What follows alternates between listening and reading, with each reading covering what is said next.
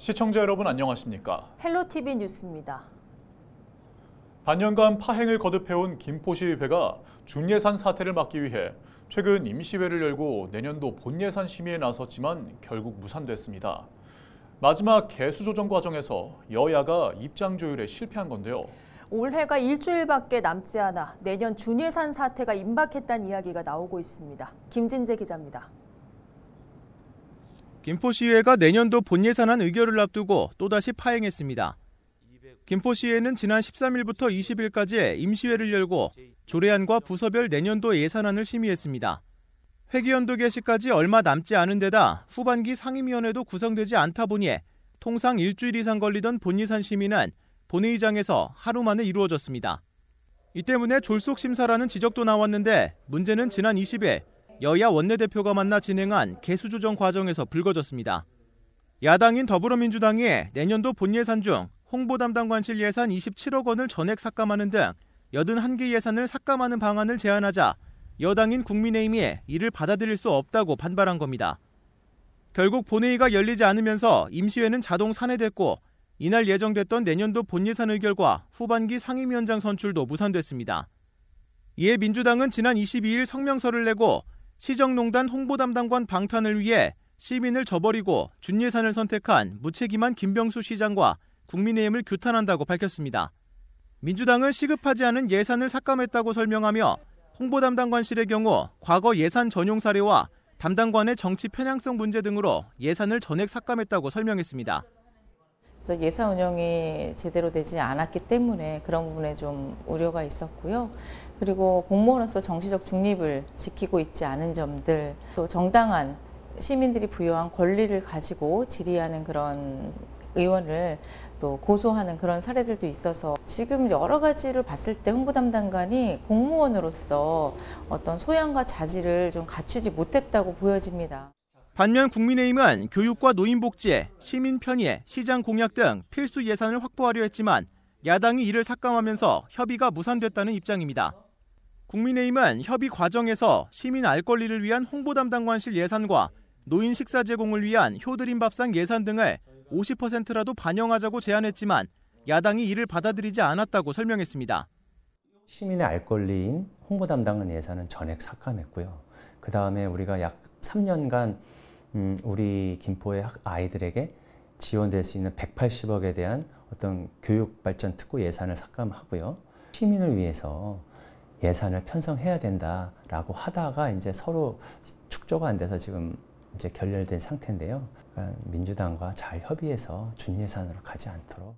김포시의회가 앞으로 일주일 안에 내년도 예산안을 처리하지 못할 경우 김포시는 내년 1월 1일부터 준예산 체제에 돌입하게 됩니다. 김포시의회는 이르면 오는 26일 다시 한번 임시회를 개최할 예정이지만 홍보담당관실 예산을 두고 여야 입장이 첨예하게 대립하고 있어 조율이 쉽지 않을 전망입니다. 헬로티비 뉴스 김진재입니다. 김포시가 내년도 본예산안 심의가 불발된 것과 관련해 2025년도 예산안 처리가 지방자치법에서 정하는 시한인 12월 21일을 넘겼고 연말까지 2025년도 예산이 확정될 수 있을지에 대한 집행부의 우려가 깊어가는 상황이라고 23일 밝혔습니다. 김포시에 따르면 내년도 예산안에는 취약계층에 대한 기초생활보장을 위한 예산 약 967억 원, 장애인 생활보장을 위한 예산 약 786억 원 등 사회복지 예산 약 6,846억 원이 포함됐습니다. 또 약 407억 원의 교육 예산과 공원, 도로, 교통시설, 쓰레기 처리 등 생활 민원과 밀접한 관리비 예산 약 731억 원 등이 포함되어 있습니다. 김포시는 준예산 편성 시 민간에 대한 사회복지 보조사업 예산과 민간 보조사업 집행이 불가능해진다고 설명했습니다. 또한 시민생활과 밀접한 각종 공원, 도로, 교통시설물 등의 시설물 관리를 위한 기간제 근로자 인건비 예산, 도서관 도서 구입비 예산 등 약 1,589억 원의 예산 편성이 어렵게 된다고 덧붙였습니다. 한편 김포시는 연내 2025년도 예산안이 조속히 확정돼야 시민들을 위한 사업들이 원활히 추진될 수 있다는 점을 잊지 말고 의회의 역할에 충실해 주길 바란다는 입장과 함께 23일 의회 소집 요구서를 송부했다고 밝혔습니다. 최근 가족 돌봄과 외로움에 지쳐 고립되거나 은둔 생활을 이어가는 청년들이 늘고 있습니다. 인천시가 이들을 지원하고 사회 복귀를 돕는 청년 미래센터를 열고 본격적인 운영에 들어갔다고 하는데요. 자세한 내용 송효창 기자가 취재했습니다. 사회적 관계가 부족하고 경제적 취약성과 낮은 삶의 만족도 등 다양한 이유로 외부와 단절된 채 은둔 생활을 하는 청년. 바로 고립은둔 청년입니다. 한국보건사회연구원 자료를 보면 지난 2021년 기준 19세부터 34세까지 청년 중 5% 정도가 고립 상태로 숫자만도 54만 명에 달합니다. 이는 지난 2019년 3.1%보다 크게 증가한 수치로 코로나19 팬데믹이 주요 원인으로 지목되고 있습니다. 인천시가 가족 돌봄과 고립은둔 청년의 자립과 사회 복귀를 체계적으로 지원하기 위한 전문기관을 운영합니다. 보건복지부가 올 봄에 4개소를 전국 시도 공모를 했습니다. 그래서 그중에 저희 인천, 울산, 그다음에 전북, 충북이 그 시범 사업에 이제 공모가 돼서 지금 청년 미래센터를 개소하고 프로그램을 진행하고 있습니다. 미추홀구 도화동 IT센터 10층에 문을 연 청년미래센터는 북카페와 상담실, 휴식공간과 프로그램실 등을 갖추고 있습니다. 센터는 만 13세에서 34세까지의 가족돌봄 청년과 만 19세에서 39세까지의 고립은둔 청년을 대상으로 맞춤형 지원을 제공합니다. 특히 가족돌봄 청년에게는 연간 200만 원의 자기돌봄비를 지급하고 의료돌봄 서비스 연계, 진로상담, 힐링 프로그램 등을 지원합니다. 또 고립은둔 청년에게는 진단과 일상회복, 관계망 형성, 공동활동 프로그램 등을 제공할 방침입니다. 돌봄과 고립의 부담을 홀로 감당해온 청년들에게 초기 상담, 교육, 자립 지원 등 맞춤형 서비스를 제공함으로써 청년들의 성장과 회복을 적극 지원해 나가겠습니다. 가족 돌봄과 외로움에 지친 청년들. 이들의 사회 복귀를 위한 청년 미래센터의 역할에 시선이 집중되고 있습니다. 헬로티비 뉴스 송유창입니다. 경기도 화성에 있는 소규모 토종 땅 농장에서 고병원성 조류 인플루엔자가 발생했습니다. 고병원성 조류 인플루엔자 중앙사고수습본부는 지난 22일 경기도 화성시의 토종 닭 200여 마리와 기러기 60여 마리를 기르는 농장에서 고병원성 조류 인플루엔자가 확진됐다고 밝혔습니다. 이에 따라 이번 겨울 가금류 농장에서 고병원성 조류 인플루엔자 발생이 확인된 사례는 14건으로 늘었습니다. 중앙사고수습본부는 경기 남부 7개 시군의 축산시설과 차량 등에 대해 24시간 일시 이동 중지 명령을 내렸다고 밝혔습니다.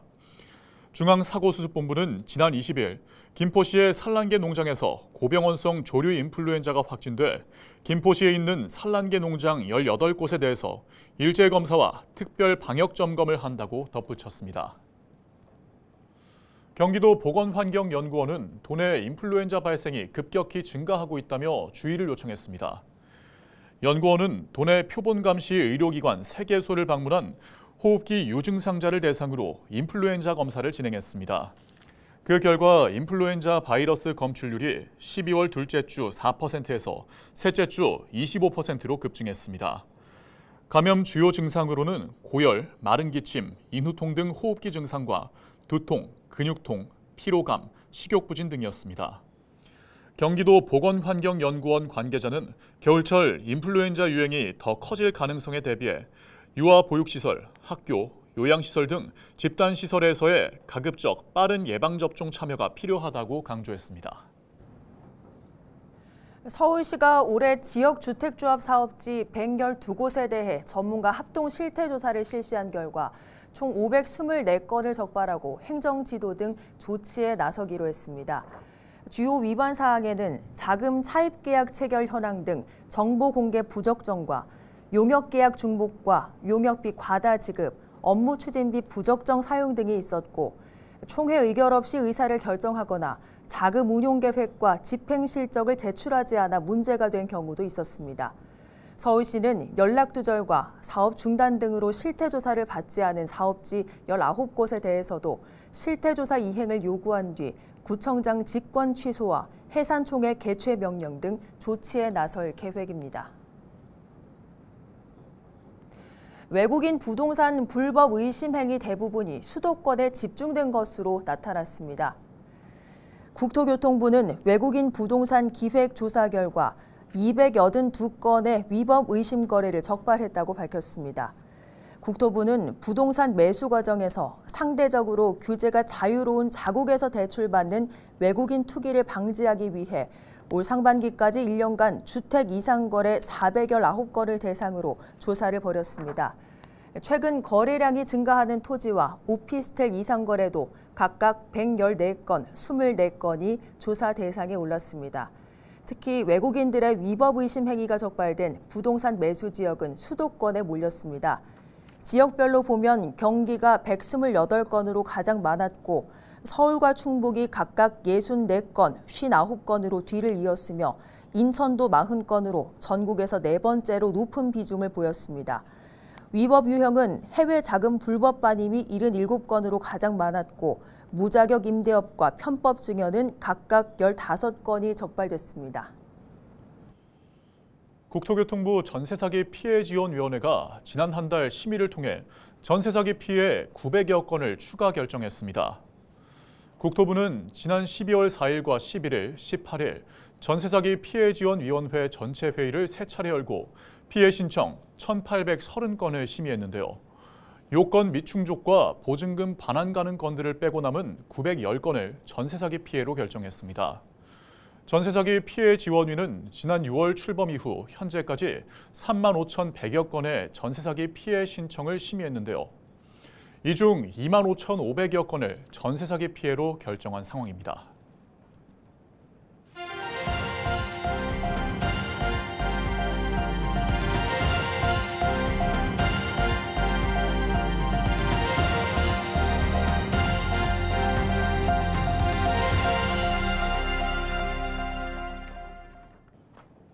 인천이 반도체와 의약품 수출 비율이 늘면서 사상 최대 무역 실적을 거뒀습니다.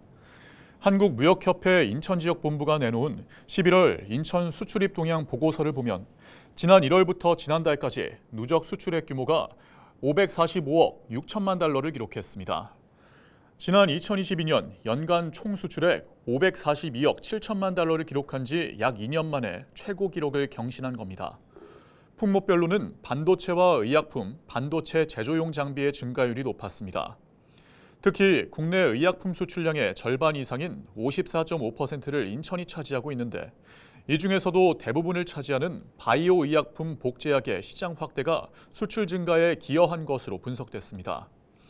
수입 실적은 전년 동월 대비 3% 증가한 51억 7천만 달러로 8개월 연속 증가세를 보였습니다. 인천 무역 수지는 1억 5천만 달러로 올해 들어 처음 흑자로 돌아섰습니다. 다만 최근 정세 불안에 따라 환율과 주식시장 등이 요동치면서 경제 불확실성이 커지고 있는 만큼 앞으로 지역 수출 경기가 호조세를 이어나갈지는 불투명하다는 전망도 나오고 있습니다. 국방의 의무를 다한 청년들은 내년부터 기후 동행카드 청년 할인 혜택을 최대 3년까지 더 받을 수 있습니다. 이번 혜택은 군복무로 발생한 기회비용을 최소화하기 위해 개정된 서울시 청년 기본조례에 따른 겁니다. 이에 따라 개정안 효력이 발생하는 내년 1월 3일부터 대상자는 최대 42살까지 청년 할인 혜택을 받을 수 있습니다. 한편 19세부터 39세까지의 서울 시민은 한 달 6만 2천 원인 기후 동행카드를 7천 원 할인된 금액에 이용할 수 있습니다. 경기도의회 경제노동위원회는 이상원 의원이 대표 발의한 청년 기본금융 지원에 관한 조례 일부 개정 조례안을 가결했다고 밝혔습니다. 이 개정안은 청년 기본금융 지원 대상을 종전에 도내 3년 이상 계속 또는 합산 10년 이상 거주해서 1년 이상 계속 거주로 완화하는 내용을 담고 있습니다. 이번 조례안은 향후 개최되는 도의회 임시회를 통해 처리될 예정입니다. 이상으로 뉴스를 마칩니다. 함께해 주신 여러분 고맙습니다.